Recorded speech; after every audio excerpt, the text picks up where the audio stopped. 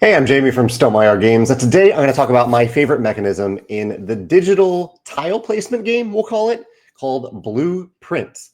This is a game that I talked about the demo version around this time last year. I'm filming this in April 2025. But now that the final version has been released, I've been playing it, been trying to restrict myself to play it just once a day. And I'm really enjoying it. And I wanted to talk about some of the mechanisms in the game, especially because many of them do relate to tabletop games. I'm going to show you on my screen here. There are going to be two images. The first image is the result of the first day, the first like 20 minutes that I spent in the game. So really no spoilers here at all, unless you want to go in completely without looking at anything. So I'll pull that image up on the screen. Here's what it looks like. So this is what it looks like at the end of the day. You get a report showing how many rooms that you walked into and how many steps you took, items found, things like that. And you get this little graphic showing where all the rooms were. The theme of this game is that you are walking into a mansion and you get to inherit this mansion if you discover, I believe it's the 46th room. It's if you basically fill this entire grid with rooms, you win. There's a little bit more to that. In fact, there's a lot more to it than that, but that is the key goal that you've been given. And so throughout the game, you are starting in this entrance hall down here, and you are walking into you're choosing one of these doors, you're walking through that door, and when you walk through that door, the game gives you three different room options that could appear there. That's where these tiles come in. So it'll essentially show you three tiles. It'll tell you a little bit about what that room is all about. So it might say, oh, there's like the pantry here. The pantry has 4 coins in it. So it might say the pantry has 4 coins in it. Do you want that? And it'll also show you the shape of the doors. It'll show you this tile. And you choose one of those tiles, and that becomes that room that you just walked into. And that's the game. You're walking around through these rooms, picking, kind of defining what the rooms are, and using your movement. This shows that I took 50 steps. If you run out of steps, then your day ends. You can also just choose to end your day at any time and move on to the next day. If maybe you get stuck or you were looking for something that you wanted to find and couldn't find it, however reason, or if you just want to end that day. The thing that I wanted, and one of the things that I mentioned in my previous video is how cool it was that not only are you walking from room to room, but as you are actually in the rooms, so like anytime outside of the tile selection process, you are looking at these rooms from a first-person perspective. It is not a dexterity game at all, which is one of the reasons that I love it. You are just I'm playing on Steam, so I'm using my mouse and my keyboard to just walk through these rooms. I don't have to know how to jump. I don't need to know timing, so I can like climb things and stuff like that. I just walk freely throughout the space using my movement as I walk into each room. But I love that you are using your eyes actively throughout this entire house. The house is full of stuff. Like this pantry says that it has 4 coins in it. There's also some other things in that pantry that you'll find if you actually use your eyes to look for those things. And as I suspect, as the game unravels even more, and I'm a few hours into it at this point, that some of the things that you're looking at will carry more and more meaning as new rooms that you unlock give those things more meaning. But so that was my favorite thing, I think, that I mentioned in my previous video. The thing I wanted to focus on today briefly, I'll try not to take too much time, but it's just the creativity in the room design. I wanted to talk about this because there are plenty of great tile placement games in the board game space, and I think this game is informed by those games, and I think some future tile placement games could be informed by the rooms in this game. So I just want to highlight some of the types of rooms here. So one of the decisions that you have as you're walking into a room is that you'll encounter some locked doors, and you'll need a key to access those doors. So there are rooms like the storeroom that give you a key, a gem, and some coins. So keys are used to get through locked doors, an impediment for you moving forward. Great resource to find. There's also gems. Some rooms, for thematic reasons I don't entirely understand, some rooms require gems to access. So they're not locked, but they need gems to access. So you need to collect these gems. And coins can be spent in a few different places throughout the house. Let's see if I have any of those places here. There's a room, not the dining room, the kitchen. The kitchen is a room where you can pay for food, basically, and food gives you more movement. So that could be nice. Also, the chapel is an interesting room. I see the chapel pop up a lot. Whenever you walk into the chapel, you lose a coin. You kind of pay a tithe to walk through the chapel. So even though the chapel has 3 doors, which is great, it can be, you don't want to walk through the chapel multiple times if you can help it. And again, this is my first run, so I'm not really spoiling anything big here. The parlor has a little game in it. And that's this little puzzle piece way down here. The puzzle piece means there's a little game that you have to play to earn some rewards in this room. And so not the whole game isn't full of these puzzles, but certain rooms do have puzzles. I like that the game gives you that choice. Are you feeling in the mood for a puzzle? If not, don't choose a different room. That's fine. In fact, there's one puzzle in the observatory that I've just chosen not to engage with at all. It isn't the type of puzzle that I enjoy, and so I have not done anything with it. I'm probably missing out on some good rewards from ignoring that puzzle.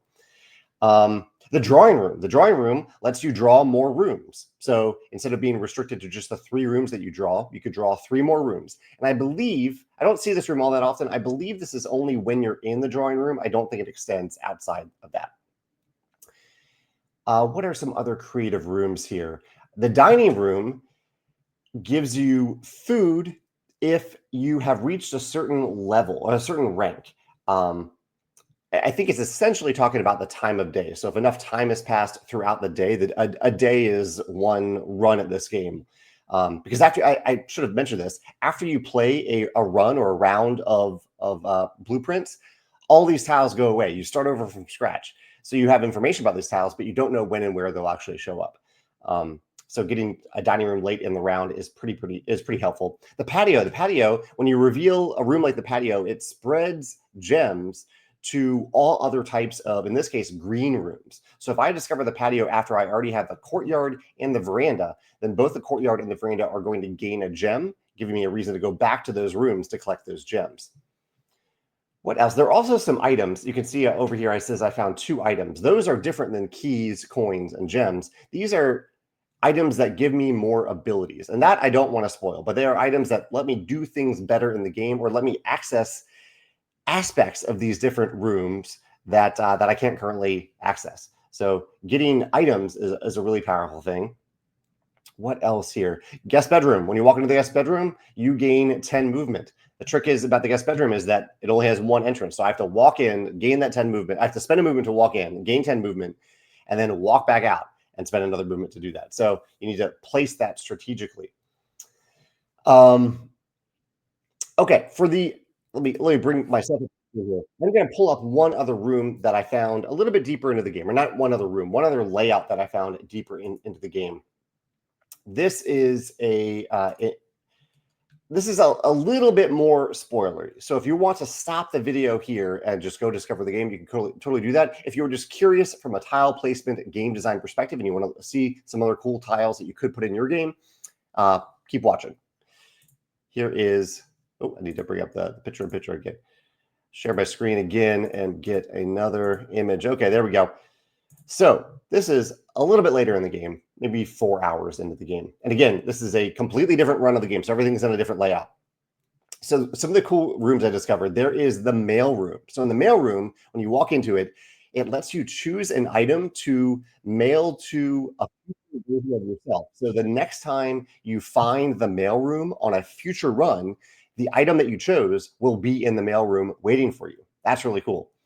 The workshop, this is a new one that I discovered. The workshop lets you combine items to form new items. I haven't been able to fully pull it off yet, but all these items that I mentioned that you can collect that I haven't spoiled, you can like combine them into new items in the room. That's really cool. The freezer, I just discovered the freezer. The freezer is really neat. In the freezer, as you walk into the freezer, it locks into place. I believe it was my coins and my gems. So I can't use any coins or gems that I've gained so far that round. They're locked into place. But the next time, I believe the next time I walk into the freezer, those items, oh no, it was that the next time I start a run, I will have those items already. And I also, while walking through the freezer, it looks like there are a lot of things that are frozen in there. So if I can find a way to defrost the freezer, I can get a lot of things from that room. The security room, I don't want to spoil too much about the security room, but it just has some cool things that you can interact with about the entire house on a computer. The dark room, you can't see anything. So you have to find a way to turn on the lights in the dark room. The archive. So the archive room, this is a neat tile placement thing. Normally you get to see 3 tiles and choose one of those tiles. The archives, if you have that in play, even though it's a great room to have because it has 4 entrances, very versatile, but from then on for the rest of the round, it obscures one of those 3 rooms that you're getting, the 3 tiles that you're selecting from. So you only have information about 2 of them. One of them is confidential. You don't get to see what it is. You could choose it, but you can't see it. And actually, the dark room is kind of similar. When you are walking out of the dark room, you can't see any of the 3 tiles that you pick. You're choosing blindly. Really neat thematic twist there. The laboratory. Yeah, laboratory is one that I don't want to say too much about, but it actually does have one really neat thing that I think is worth mentioning, which is it lets you create a rule for the rest of the game. Or the rest of this run. So it might be a rule. I think the rule that I created was every time I unlock a certain type of room or walk into a certain type of room, and then I chose from a column of a few different options there, and then I gave a benefit. I said I got to choose a new benefit that room increased in value, essentially, or that circumstance increased in value whenever I managed to do that. There was another place. Where can I find it?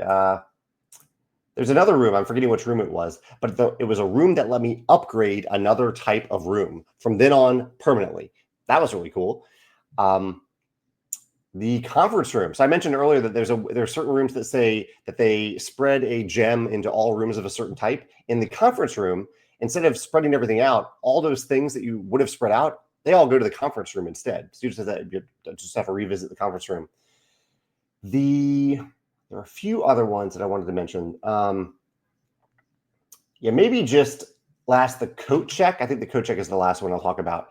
In the coat check, you can put an item there that you already have, and then on a future day you can go back and pick up that item. So if I find that I'm not using an item all that often in this run or near the end of a run, I might run over to the coat check, drop off an item, and then pick it up on a future day when the coat check appears. It's a little bit like the mailroom, but for an item that you already have. Anyway, as you can see, there's a lot of creativity that has gone into the design of these tiles or these rooms. And hopefully this has given you some ideas if you're working on a tile placement game for neat things that you can do with tiles in a tile placement game. As you can tell, I'm really enjoying Blueprints. I do highly recommend it. I'm playing it on Steam, but I think it is available on other platforms. And I'd love to hear your thoughts in the comments below. Thanks.